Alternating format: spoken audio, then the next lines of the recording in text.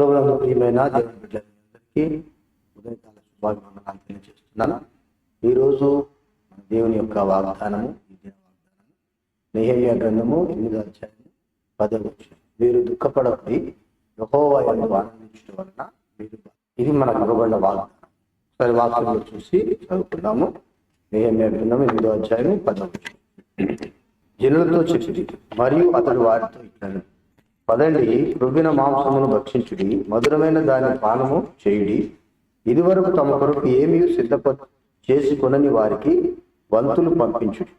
ఏలైనగా ఈ దినము మన ప్రభువునకు ప్రతిష్ఠితమాయ. మీరు దుఃఖపడకుడి, యెహోవా యందు ఆనందించడం వలన మీరు బలమొందుదురు. మీరు దుఃఖపడకుడి, యెహోవా యందు ఆనందించడం వలన మీరు బలమొందుదురు.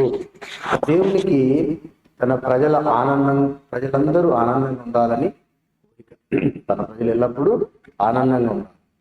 అలాగే దేవుని ఆనందం ఉన్నవారు అది లేని వారి కంటే దేవుని కోసం బలంగా ఉంటారు. అంటే దేవుని ఆనందం లేనివాడు దేవుని కోసం జీవించాలంటే కష్టం. కాబట్టి దేవుని యొక్క ఆనందాన్ని అనుభవించే వారి క్రితము ఎంతో అవసరం.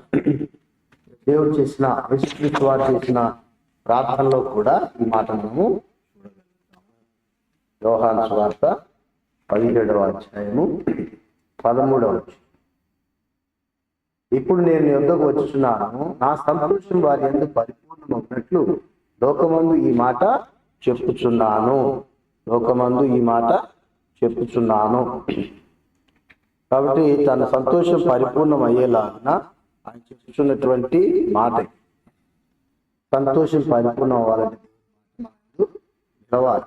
ఆయన మాటకు లోబడేవారు, విశ్వసించేవారు, ఆ మాటను అనుసరించేవారు ఉంటే ఎంతో దిగనక. రోమిలాసి పత్రిక 14వ అధ్యాయము 17వ వచనం.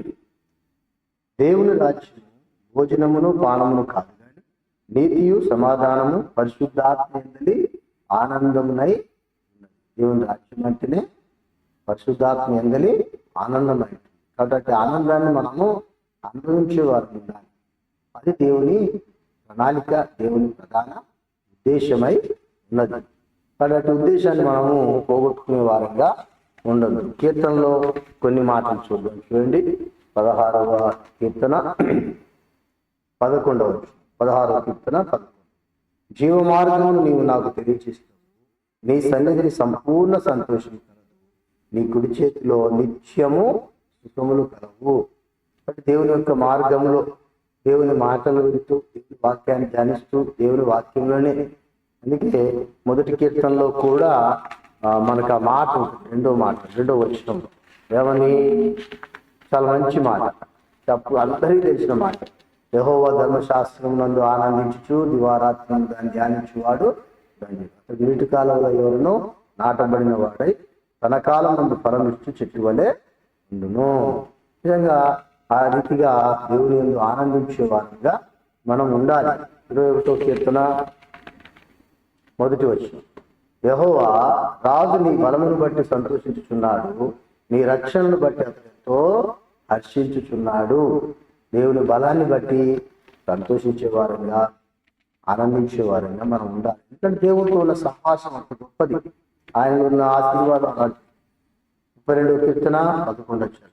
నీతిమంతులారా యెహోవాను బట్టి సంతోషించుడి, ఉల్లసించుడి. యథార్థములారా మీరందరూ ఆనందగానము చేయుడి. దేవుని ప్రణాళిక మన పట్ల ఎంతో గొప్పది. మనం ఆనందించాలి. అలాగే తండ్రి తన కుమారుడు రొట్టెను అడిగితే రాత్రినిస్తాడా, చేపను అడిగితే పామునిస్తాడా అని చెప్పిన రీతిగానే శారీరకమైన తల్లిదండ్రులైనా కానీ మనల్ని ఏ విధంగా ప్రేమిస్తారు, వారికన్నా ఎక్కువగా ఉన్నతమైన స్థితిలో ఉండాలని వారు ఇష్టపడతారు.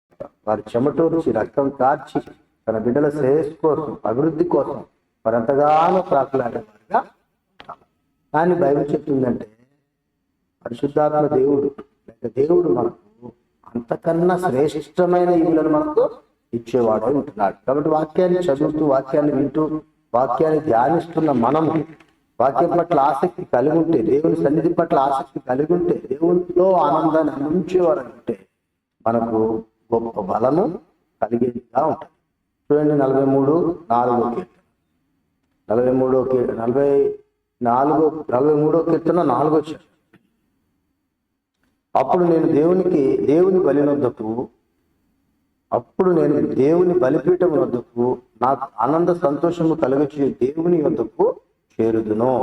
దేవా నా దేవా సితార వాయించుచు నీకు కృతజ్ఞతాస్తుతులు చెల్లించుదును. ఆనంద సంతోషములు కలుగచి దేవుని వద్దకు చేరుదును. దేవుని యొక్క సన్నిధే ఆనంద సంతోషం. అందుకే మన 51వ కీర్తనలో కూడా పశ్చాత్తాపంతో రాసిన కీర్తనలో కూడా ఒక మాట అన్నారు 8వ వచనంలో, ఉత్సాహ సంతోషంలో నాకు వినిపింపుము, అప్పుడు నీవు విరిచిన ఎముకలు హర్షించును. దేవుడు అట్టి కృప మనకి ఇస్తాడు. దేవునిలో ఉన్నటువంటి ఆనందము ఎంతో గొప్పది. ఆయన ఉద్దేశం ప్రణాళిక మనం దుఃఖపడకుండా ఉండాలని, ఆయన ఎందు ఆనందించాలని. కానీ ఇదిన వాగ్దానంగా మీరు దుఃఖపడకుడి, యెహోవా యందు ఆనందించడం వలన మీరు బలముందుదురు. కాబట్టి దేవునిలో ఆనందాన్ని అనుభవిస్తూ ఆ బలాన్ని పొంది దేవుని మహిమపరుచుదాం. అట్టి కృపతో దేవుడు మనల్ని నింపును గాక. ప్రేమగల తండ్రి, పరిశుద్ధాత్మ దేవా, నీ కొందనాలు ఆయన ఈ దినాన కూడా మమ్మల్ని విడవక ప్రేమించి మీ ప్రణాళిక మా పట్ల ఏమైనదో మేము సంతోషించి ఆనందించుట నీ చిత్తమై ఉన్నదని గ్రహించులాగిన మాకిచ్చిన ఈ వాగ్దానాన్ని బట్టి మేము స్తుతిస్తూ ఆ చొప్పున మీ యందు ఆనందించే కృపా కాపుదల అందరికీ దయచేయమని యేసు పేరిట వేడుకుంటున్నాము తండ్రి. ఆమేన్.